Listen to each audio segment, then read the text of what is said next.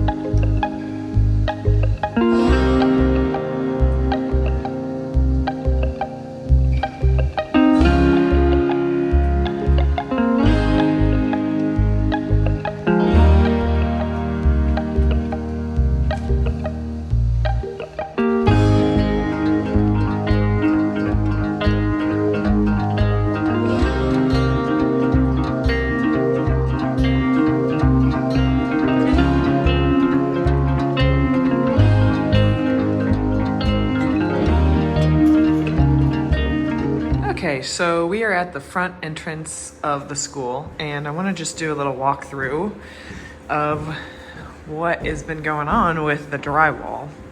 So in here is the center room, and this room was a bit quirky to get the drywall to look all right.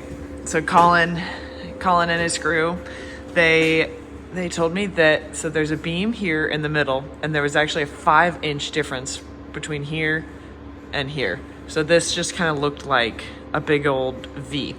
So they had to figure out how to get creative and lower what the drywall is adhered to on this side to get it looking as flat as what it looks like right now. And let me just show you, spin around, and then I'll go into a little bit more of what this room looked like before.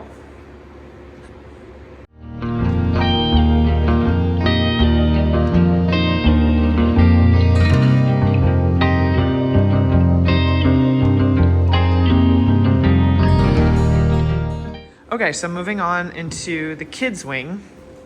The layout that we have here actually is pretty similar to what the previous owners had in here, except we've raised the ceilings. And yeah, this, the drywall is not done. It has not been sanded. It's not been fully mudded, but stuff is starting to look like a house, which is crazy. In here is going to be the kids' bathroom. Again, super tall ceilings. They are not done. In here will be a pocket door, one of the doors that I refinished this summer, one of the original doors to the school. And we also had to get creative to figure out how to tie in the drywall to the original plaster, and still figuring out what colors we want for all of the walls and all of the different areas of the house. But I'm really excited I'm going to be working with this company called Up Paint, and they make recycled paints. And yeah, so still working on the colors and how to honor some of the original colors that were in the school that we can see behind all of the plaster that we've still got. So let me show you a few pictures of what this room looked like before.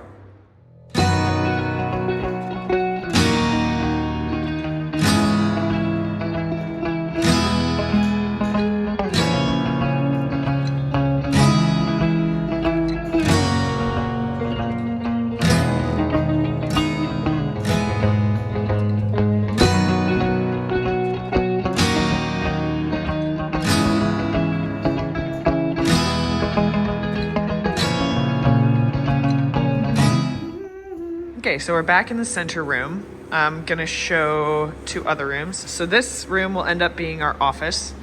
And as you can see, we have a lot of exposed brick. I have a whole other video of our mason Brad helping us and working really hard to get, first get all of the plaster off, and then 2, get all of the plaster haze off of the brick. And so the spot that I'm at right now is trying to find a masonry safe sealer that allows the brick to breathe, that darkens up the brick a bit, and then also, seals it from a lot of this dust that comes off of exposed brick walls. So more to come on that. But in here you can see the drywall ceilings, and we have some of the original plaster over there. And through here will be a door, one of the original doors, or one of the doors that I refinished, will go into our bedroom. So be like a little hallway. This was another one of the original classrooms, and it's been converted into our bedroom, our closet, and our bathroom. It's very bright with the east windows, and the drywall is making it, just look like a real room, which is really exciting. And here's our closet, almost done with the drywall there. And here will be our bathroom. So our tile guy, Greg, is incredible, and he repaired a bunch of the plaster that was up there, and then we've tied it into the drywall here. Here will be our vanity. And then through here is our shower, and this will be our bathroom. So can put up a few pictures and videos of what this room looked like before.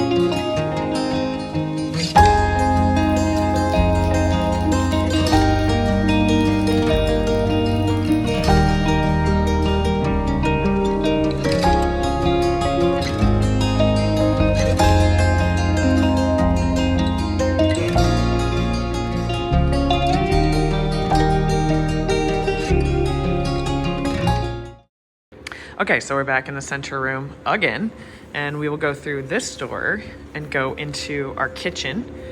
Again, we have the exposed brick walls over here, and then, have the drywall going up in here. It was very quirky to get this ceiling right in here. There's a huge beam that was making it very, very wavy in here, plus it's a 100-year-old building.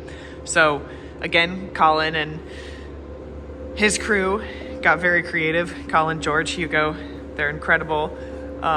Really appreciate their perfectionism, and they got it to be a lot less wavy. You can see from this view over here, but this room has come such a long way.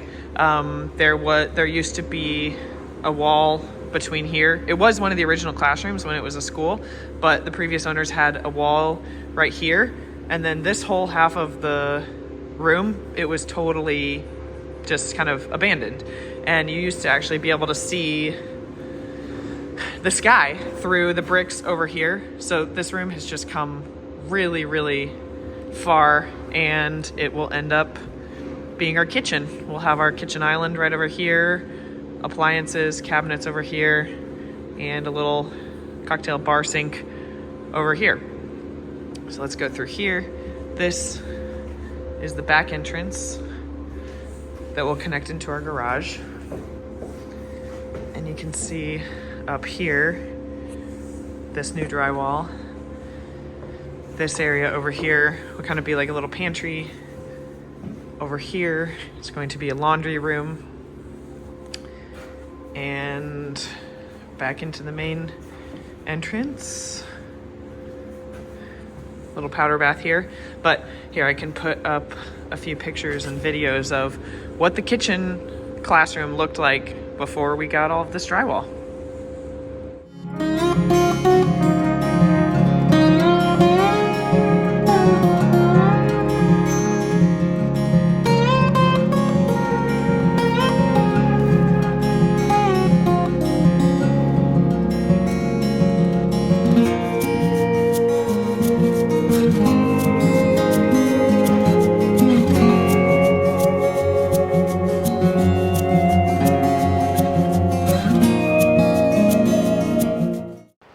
Okay, and the last room, this is the living room, and not a ton of new walls in here. It's going to be the same as kind of what it was in the original classroom, but since there were turkeys in this room before, we actually aren't going to be able to save the wood floors in here, so we had to pull these up.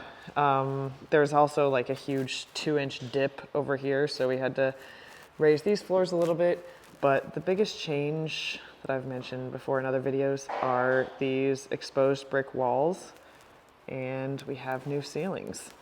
And so originally I was going to paint these ceilings a dark green, but Colin, our framing drywall boss, was telling me, you know, there's a lot of waves and movement on the ceiling, so if you painted it dark, you would be able to see a lot more of those imperfections with the drywall. So change of plans that way, but this is what the living room is looking like right now. And so I'll cut to some of the before shots and then share a little bit more about what's going on with the HVAC.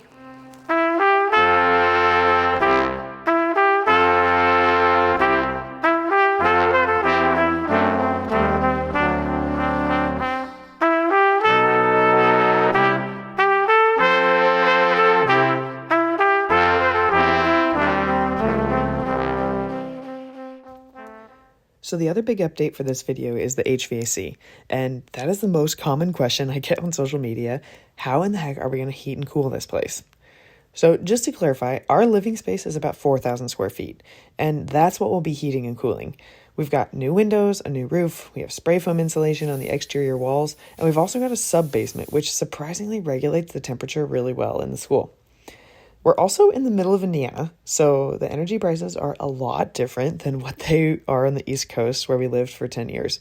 My parents' heat bill was about the same price for a whole house as my 2-bedroom New York apartment, which is wild. So anyway, back to the HVAC. Derek, Phil, Brandon, and Ricky have been working nights and weekends getting our 4 furnaces and 2 air conditioners set up and ready to go. It's super exciting to see these big old octopus arms of ductwork spreading around the school.